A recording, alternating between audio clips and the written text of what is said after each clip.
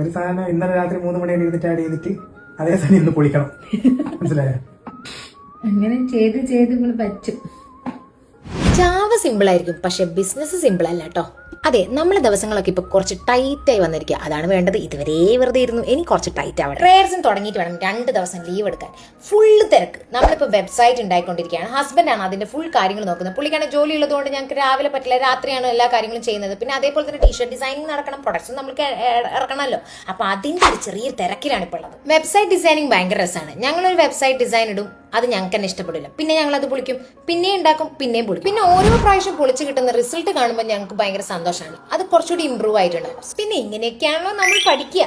ഈ അപ്പം കുറച്ച് കയറി വന്നിട്ടുണ്ടല്ലേ. അപ്പൊ നെക്സ്റ്റ് വീഡിയോയിൽ ആ അപ്പം കുറയ്ക്കാം കേട്ടോ. ഇച്ചിരി തിരക്കാണ്. ഇനി നമ്മൾ വെബ്സൈറ്റ് സെറ്റ് ആക്കണം, ഡിസൈൻ സെറ്റ് ആക്കണം, വെൻഡേഴ്സിനെ സെറ്റ് ആക്കണം. Oh my God. അപ്പം നെക്സ്റ്റ് വീഡിയോ കാണാം. ബൈ.